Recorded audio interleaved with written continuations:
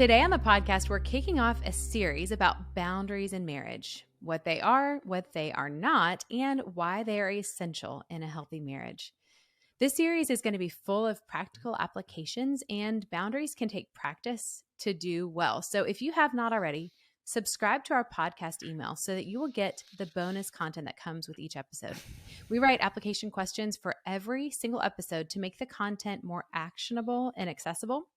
So the link to sign up for the podcast emails is in our show notes wherever you're listening. And we do have a bonus resource when you sign up. So check that out today if you haven't already. So Dr. Kim, what are boundaries? I think it's a great question. And really, I think a lot of times we don't really know. We set out boundaries that maybe really isn't a boundary. It's more punishment for our spouse. So I was looking for a kind of a definition. I always like what Cloud and Townsend do. The lady named Sharon Martin gave this, and I really like this. A boundary is an imaginary line that separates me from you. It separates your physical space, your feelings, needs, and responsibilities from others. Your boundaries also tell other people how they can treat you, what's acceptable and what isn't. Without boundaries, people may take advantage of you because you haven't set limits about how you expect to be treated. And I think in essence, that really, it is this imaginary line. It's to help both you and the other person. It's to help someone, in a marriage, is there something that bothers you or upsets you or something I do? Do you not feel safe with me? And so it helps in the communication and I think in growing a marriage. But it really is this, in a marriage, it's two individuals and then you come together and you connect. And when God says the two become one. And so the healthier you are together, and that means probably having good boundaries, understanding each other, understanding the boundaries and why they're there and why they're needed, really helps you in that process of two becoming one. Yeah, that's a great definition. I think that it makes me really glad that we're going to be talking this all out because there are so many ways that we can practice this. And some of us are probably doing it already. Some of us are probably not doing it at all. But on the basic level, they help us to take personal responsibility and to grow. And so I think it's a great tool to grow a marriage. So right off the bat, let's go ahead and give some signs of what boundaries are not. Well, I think one thing, boundaries aren't set in stone. It's like you don't come up with a boundary. Sometimes it's because of the situation or the time in the marriage or those kind of things. And so that can be a part of it. And they're not really about what's right or wrong. I think about where we get messed up in marriage sometimes. I've worked with people and they're trying to set a boundary with a coworker or they're trying to set a boundary with an in-law. But those are different relationships and what you may need to do on those, because a boundary in a marriage cannot be something that's bad for the marriage. It's got to be something that is good for the marriage. Something's going to grow the marriage. So they're not about right or wrong.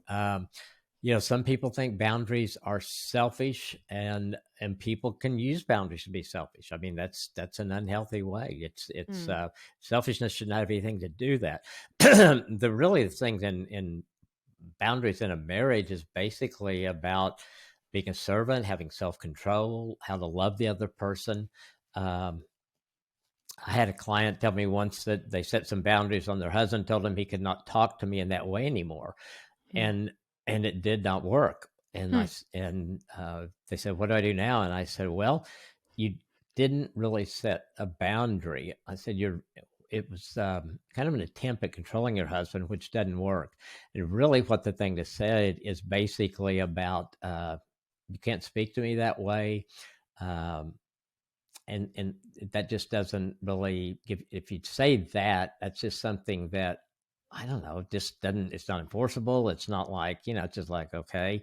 But you could say instead, if you speak to me that way, I'm going to walk out of the room. In other words, I'm going to make a statement. I'm going to, just telling somebody that they can't do something with some people, what's that going to do? It's going to make them do it more or want to do it or fight back. But if the boundary that she set of just saying, hey, if you speak to me this way, I'm going to walk out of the room and then I'll come back and we can talk this through. Well, that's pretty healthy. And it's pretty healthy for the marriage. It's pretty healthy for her. It's healthy for the husband because he's got to learn that he can't speak to his wife that way. And that is something that she is not going to let him do because it's not good it's not going to grow your marriage. It's not good. Hmm. That's such a great example. I'm glad that you brought that up because I think that is maybe one way that boundaries have been misperceived is that you just kind of say, here's the thing with no context, no Yeah, explanation. And then it kind of is leaves it vague and like nothing really enforceable, nothing that you can really act on. Because she can't control how he's going to talk to her, but she can absolutely. control if she stays in the room. Absolutely, absolutely. Hmm.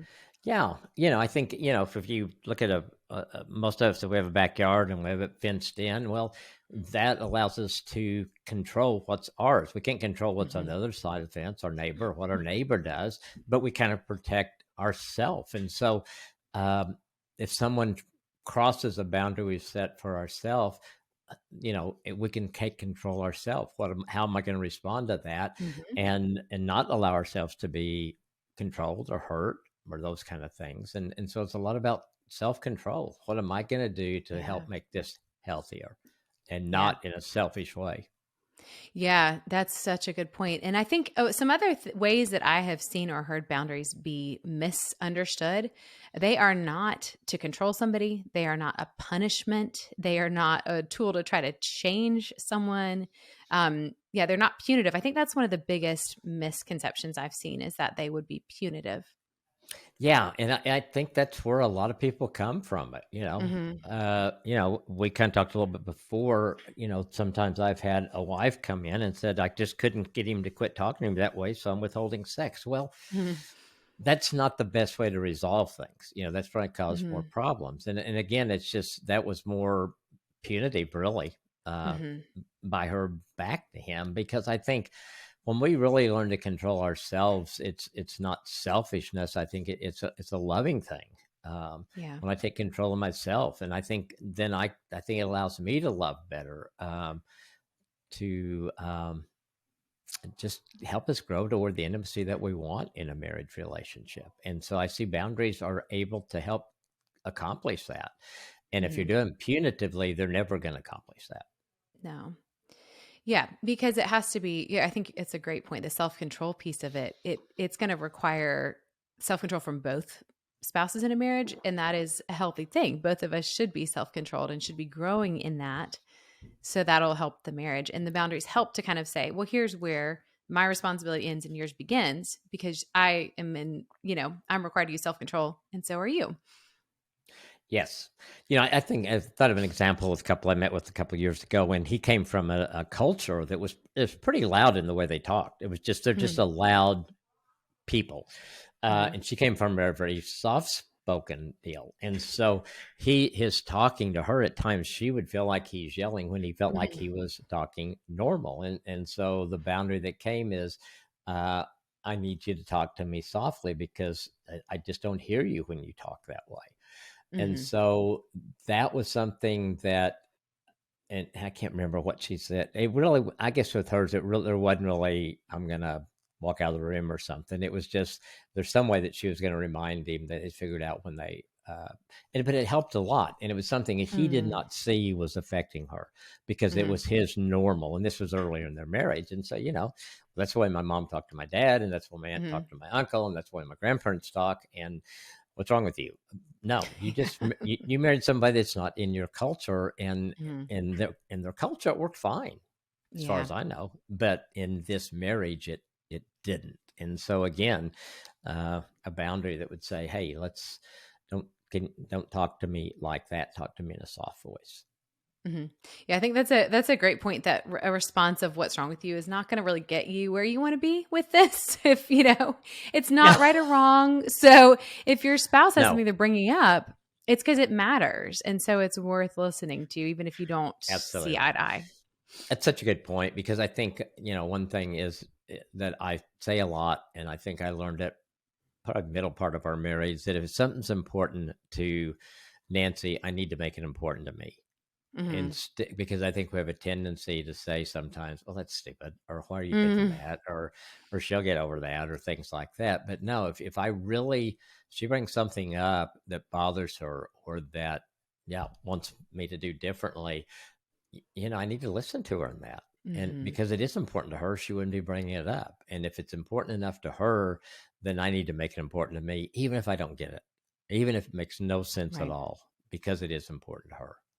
Hmm. Yeah, that's such a good way of looking at it, because it's like the thing we talk about, that if you win an argument, your marriage is still losing, you know? Yes. So it's got to be about both spouses, not just one. Yes, absolutely. So, okay, when we take the concept of boundaries into marriage, you've given us some good examples, but because of, the foundation of marriage being that two become one, it can be harder to understand, I think, than other relationships. So, let's talk about the distinction between both being one, as we're like unified as one flesh in marriage, yet still having a need to take appropriate personal responsibility. Yeah, I think that obviously, I think sometimes, we go into marriage and we think we're so much alike. Nobody has ever been, a couple's ever been as much alike as we are. And then you get into marriage and you think, what happened? Yeah. Because we do have differences. We have different wants and needs and personalities and there's so many things that go on to it. And so meaning to become one, I think, is being able just um, to accept each other as they are and embrace that and use that as a positive, not a negative. It's not that, Hmm. I think Nancy was never made to complete me, and really she really wasn't made to change me. Hmm. We need to complement each other, to grow, to become better of who God created us to be, and to trust God to make the changes in each one of us that need to be met. Because my Hmm. plan for Nancy's life, God's got a better plan, and I just have to trust that. I have a wife I know that prays and she seeks Hmm. God's will for her life. And I think when you have a couple that you're both doing that, then I think it's easier to say, okay, God, I trust this, or I trust that these changes you're making are for the best for her, for me, for our marriage, those kind of things. Um, Yeah, that's a great point. That I mean, putting it in back into God's hands, I think is helpful, because then where's your allegiance and your submission? It's not like, oh, my spouse wants to change me. It's we're both on the path to try to be more like Jesus, and so that's going to get you head in the same direction. yeah, yeah, absolutely. Um, Yeah. Yeah, I think it's being that two. It's kind of like, okay, the two become one, and we want to become one, like not just physically, but in other areas where we are connected at a level that we can't be connected with anyone else in this life besides Jesus in that way. Um, but it's also gives us freedom to be who God created us to be too. It's so I Mm. think sometimes we get that, okay, the two, but do I lose my identity when two become Hmm. one? No, I don't think that's what God meant at all. It's just that you live a life that, because we both have gifts, we both have abilities. It's kind of like a symbiotic relationship, and we're Hmm. both essential to this marriage, to this relationship, but we don't have to be alike. In fact, I think if couples were alike, it'd get bored to death. You Mm. know, I mean, sometimes we think that'd be great, but I think it'd be boring. I think we learn from Yeah. each other and we grow from each other. And I want to be free to be who God created me to be, and I want Nancy to be free to be who God created her to be. Yeah. And and yet in the same time, staying connected, getting the benefits that God wants us to have in marriage. Oh, I love that. I think that's so good. And if we think about the fact that God has created each of us to reflect Him in some way, why would we ever want to dull that down in our spouse or take away from how God has reflected His own character in them? That's terrible. You Yeah. wouldn't want to do that. No, which are basically saying, God, I know better than you do. Yeah. And that statement itself is nuts when you think about it. Yeah. Really? The creator of the universe, I've got one up on him. Well, no, we don't. Yeah.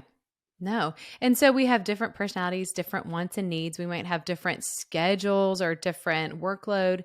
And I think all of those can go into boundaries. It's just learning to respect the differences that God has built into us, but also the differences of practically living together. Um, those all go into how boundaries are essential in marriage. I think, yeah, one of the things that Nancy and I've done it, and we do some things really good, and sometimes we don't do good. But sometimes we can sit down and we can say, okay, what is going on in our marriage right now that's really not healthy? What am I doing that may not be healthy? What are you Mm. doing? And we kind of come up with a boundary together. Hmm. Okay, this probably isn't helping our boundary and our marriage, and so let's set a boundary there. I'm not going Hmm. to do that. And when I do that, I need you to tell me, because I may do it unconscious, or I'm not even Hmm. think about what I'm doing or know it. And so I think a lot of times when you really are work on your marriage together, you can come together and set some boundaries together that Hmm. are going to be healthy for your marriage.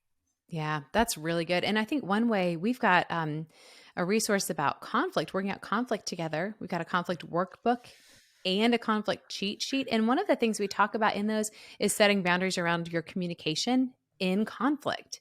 And so this is something you would do not during the moment of conflict, but together you would set some boundaries. Okay, we're not going to yell at each other. We're not going to, Yeah. cuss at each other. We're not going to name call.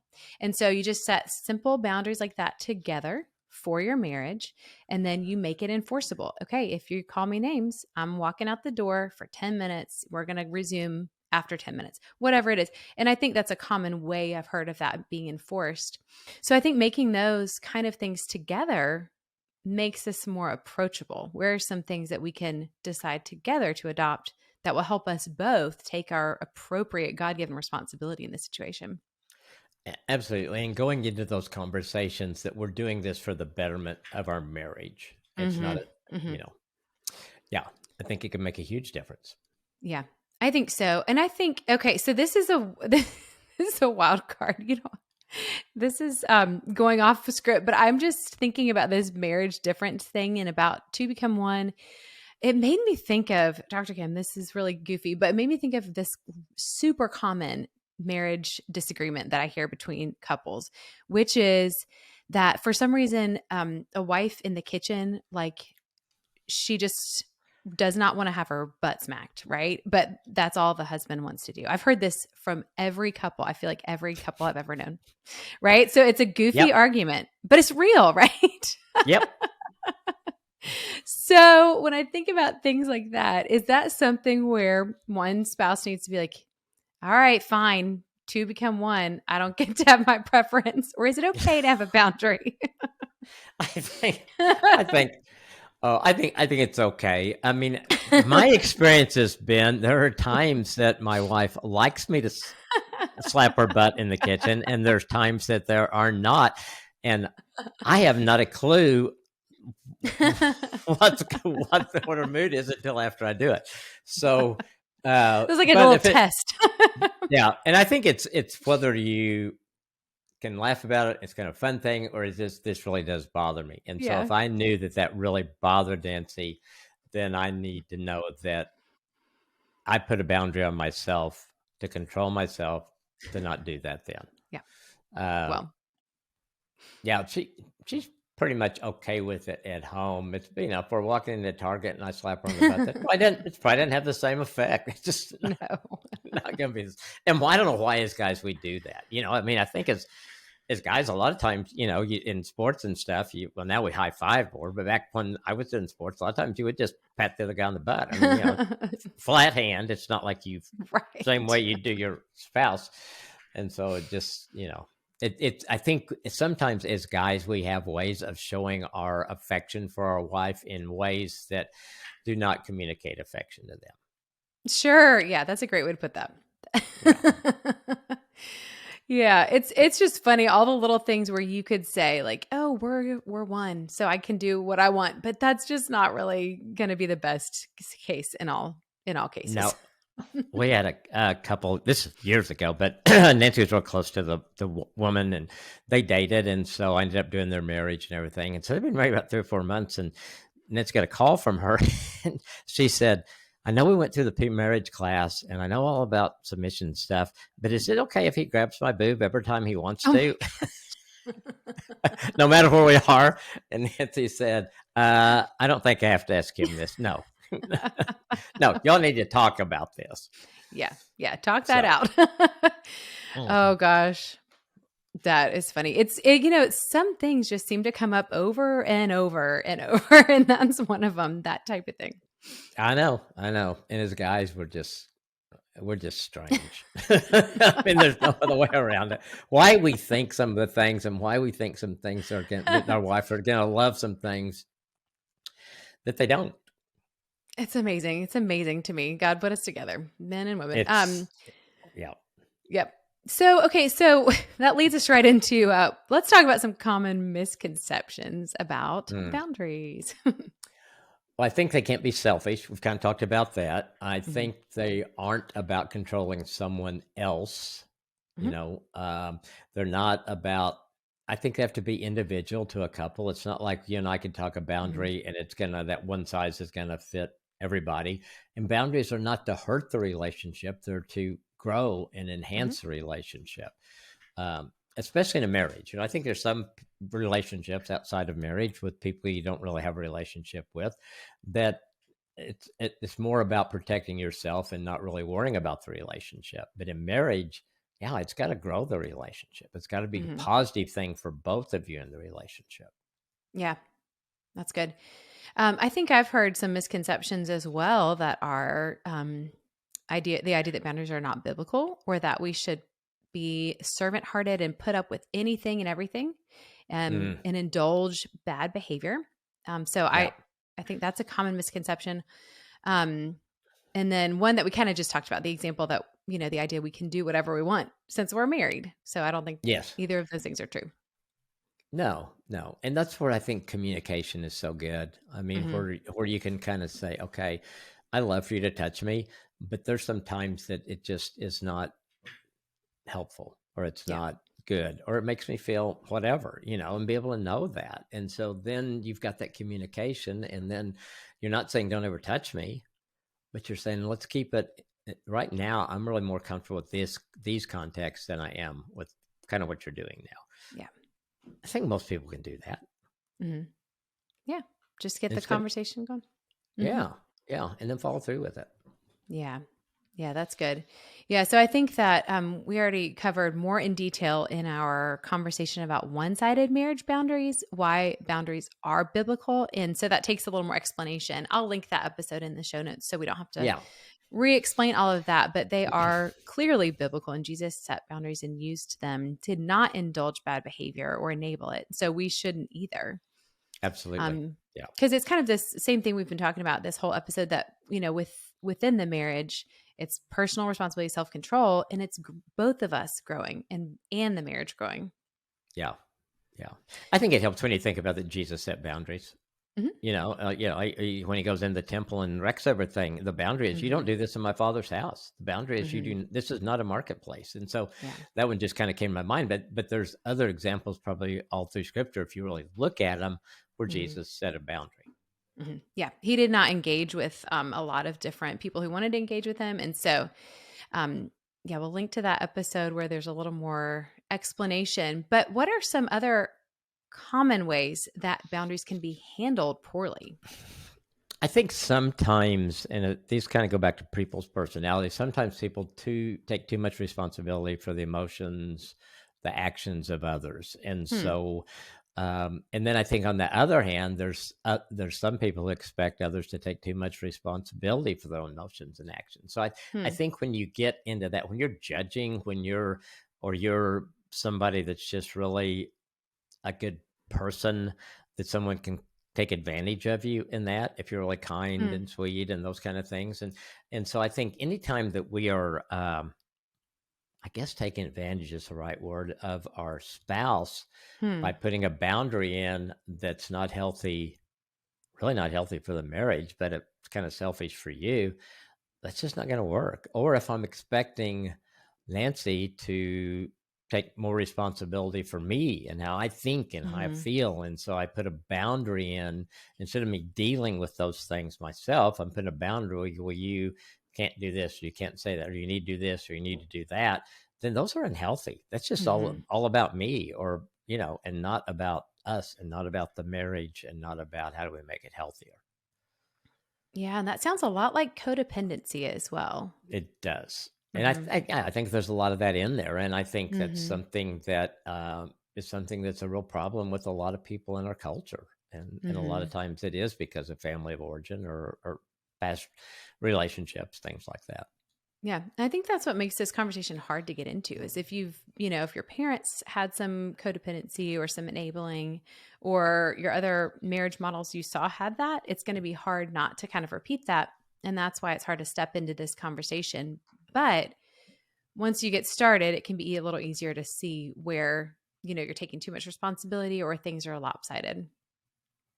Yeah, I think that's really good, and I think realizing as you get older, you've got to evaluate your family of origin. That doesn't mean you Mhm. separate yourself from your parents or whatever. They Mhm. 99% of the parents, I think, do the best job that they can. And Mhm. their intention is to do a great job as parents. But if there's some unhealthy things that went in there, um, and that you have accepted and brought into your marriage, that's the time to begin to look at some things and say, okay, is this healthy? Is this Mhm. good for a marriage? And sometimes it's just if something worked for your parents, doesn't mean it's going to work for the two of you because you didn't marry your parent. You married Mhm. this person. And so I think I think there's some work that has to go into that also. Yeah, absolutely. That's a really good point. So, what can boundaries do for a marriage? Well, I think it can make relationships much more healthy. Mhm. They can keep a balance between you and your spouse. They help reduce conflict because they set an example of what you expect of each other. If Nancy tells me the things she expects of me and I tell of her, when we follow those, they're reasonable, we've agreed to them, then we're going to have less conflict. And I think boundaries also can bring you closer to each other because you do have open communication as you really get Mhm. into that. And so it's not like Nancy's telling me what to do. Nancy's telling me what I can do that she needs me to do to help our marriage be better. And Mhm. so I think when you get to that point, you really see the value of boundaries and knowing that they're different. Some people the boundary is maybe it's like I've got to have some alone time at Mhm. least once a week, and Mhm. so they set that in place, and the other spouse leaves them alone that time. Make sure that Mhm. helps that to happen. Well, that's working together on something because maybe the other spouse doesn't need alone time. They're fine, Mhm. Mhm. without having alone time. But is valuing that boundary that your spouse has set because they need that, and then helping your spouse accomplish that. That's really healthy. Yeah, yeah. Yeah, and I think that's a great illustration too of the two becoming one because it's caring about the spouse's needs as much as you would care about your own, which is Yeah. very biblical approach. Yes. Yeah. Definitely. Um, I think too, boundaries we know can protect our marriage from both the inside and the outside. So there's internal things within the marriage, there's external things outside of the marriage. They also allow each spouse to own their own behaviors and emotions and choices. And then they can bring a lot of freedom and joy and health into the marriage by helping us to take responsibility and do what we need to do to get healthier. Yes, it made me think of a story. I think I may have told it before, but when we were early married, Nancy and I were the first ones out of both of our groups to get married. And so when I was single, I had the apartment a little bit before we moved in together till we got married.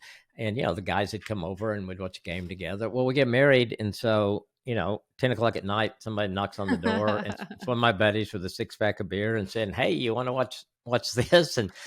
And so Nancy let that go a few times, and then she just said, I don't think we can continue to do this. I don't think that's good for us or our marriage. So I did. She was right. And so I told my friends that, okay, we want to see you guys, but one, you need to call first. And two, yeah, if we say no, don't take it personally. It's just that Yeah. we're working on establishing this marriage, and so that was kind of a boundary that needed to be set because I've got one friend that would probably still be knocking on our door at 10 o'clock with a six pack of beer. Oh my gosh, I love that story. That's so good. Yeah. That's a good one. Um, but as we talk about boundaries, there's a lot of stuff that they can do for a marriage. What can a boundary not do?